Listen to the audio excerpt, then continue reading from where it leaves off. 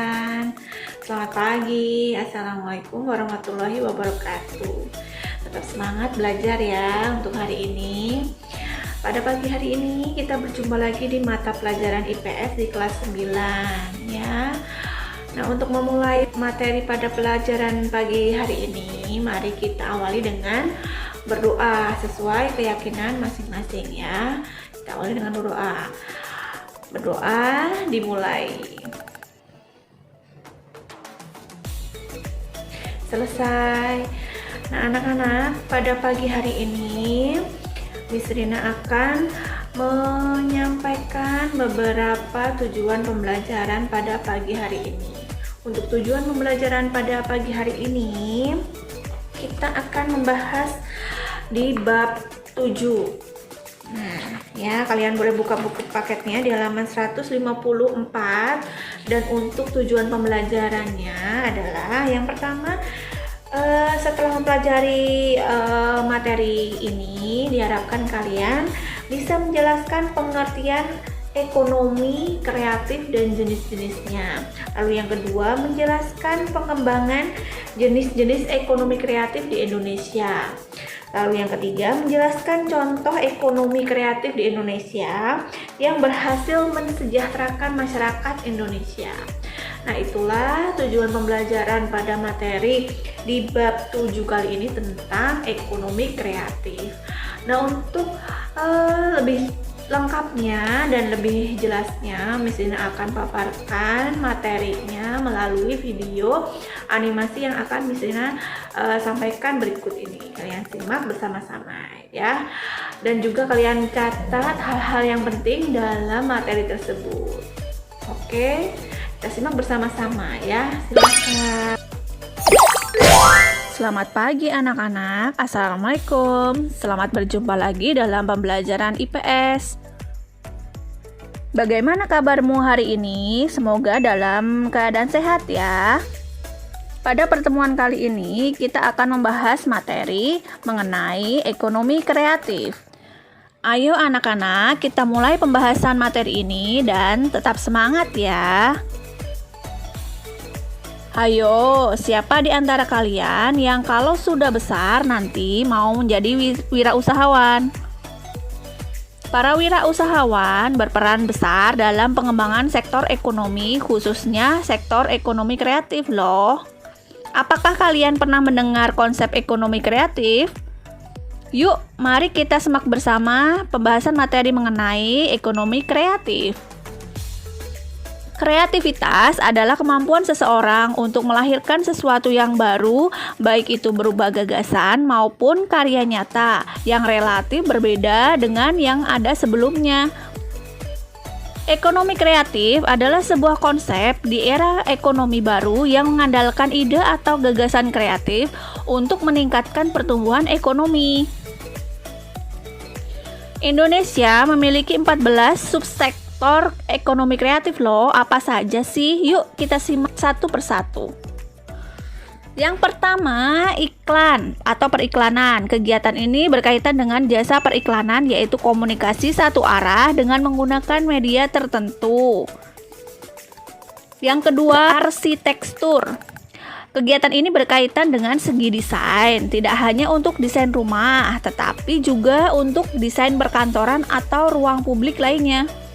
Yang ketiga, ada pasar barang seni. Kegiatan ini berkaitan dengan perdagangan barang-barang asli, unik, dan langka, serta memiliki nilai estetika, seni, dan sejarah yang tinggi. Yang keempat, kerajinan. Kegiatan ini berkaitan dengan kreasi, produksi, dan distribusi produk yang dibuat atau dihasilkan oleh tenaga pengrajin yang berawal dari desain awal sampai proses penyelesaian produknya. Yang kelima, desain. Industri kreatif ini berkaitan dengan kreasi desain grafis, desain interior, desain produk, dan lain-lain. Yang keenam, fashion. Kegiatan ini berkaitan dengan kreasi desain pakaian, desain alas kaki, dan desain aksesoris mode lainnya. Yang ketujuh, video, film, dan fotografi. Kegiatan ini berkaitan dengan kreasi produksi video, film, dan jasa fotografi, serta distribusi rekaman video dan film. Yang kedelapan, permainan interaktif. Kegiatan ini berkaitan dengan kreasi, produk, dan distribusi permainan komputer dan video yang bersifat hiburan, ketangkasan, dan edukasi. Kesembilan, ada musik. Kegiatan ini berkaitan dengan kreasi atau komposisi, pertunjukan, dan distribusi dari rekaman suara. Yang ke-10, ada seni pertunjukan. Kegiatan ini berkaitan dengan usaha pengembangan konten, produksi pertunjukan. Yang ke-11, penerbitan dan percetakan. Kegiatan ini berkaitan dengan penulisan konten dan penerbitan buku, jurnal, koran, dan majalah atau tabloid. 12. Layanan komputer dan peranti lunak. Kegiatan ini berkaitan dengan pengembangan teknologi informasi, termasuk layanan jasa komputer, pengolahan data, dan lain-lain. 13. Televisi dan radio. Kegiatan ini berkaitan dengan usaha kreasi, produksi, dan pengemasan acara televisi. Dan yang terakhir, ada riset dan pengembangan. Kegiatan ini berkaitan dengan usaha inovatif yang menawarkan penemuan ilmu dan teknologi. Dari uraian tentang subsektor andalan ekonomi kreatif ini menunjukkan bahwa pemerintah menginginkan ekonomi kreatif merupakan salah satu tulang punggung ekonomi nasional. Untuk mengembangkan ekonomi kreatif, pemerintah memiliki strategi dengan melaksanakan pembangunan secara terintegrasi antara masyarakat, swasta, dan pemerintah. Upaya meningkatkan ekonomi kreatif antara lain, yang pertama, menyiapkan insentif untuk memacu pertumbuhan industri ekonomi kreatif berbasis budaya, misalnya perlindungan produk budaya, lalu kemudahan memperoleh dana pengembangan, fasilitas pemasaran dan promosi, serta pertumbuhan pasar domestik dan internasional. Yang kedua, membuat roadmap industri kreatif yang melibatkan berbagai lembaga pemerintah dan kalangan swasta. Yang ketiga, membuat program komprehensif untuk menggerakkan industri kreatif, misalnya pendidikan, pengembangan sumber daya manusia, desain mutu, dan pengembangan pasar. Yang keempat, memberikan perlindungan hukum dan insentif bagi karya industri kreatif, misalnya dengan perlindungan hak paten terhadap penemuan baru, merek produk, dan jasa.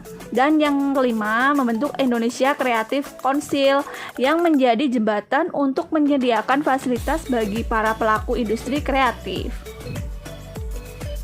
Nah, anak-anak, itulah penjelasan materi tentang ekonomi kreatif untuk meningkatkan kesejahteraan masyarakat. Sampai di sini dulu pembahasan materi kali ini tentang ekonomi kreatif. Jangan lupa subscribe ya video Miss Lina ini. Oke, setelah kalian menyimak video pembelajaran animasi tadi, gimana, sudah paham ya, dan kalian sudah mencatat hal yang penting?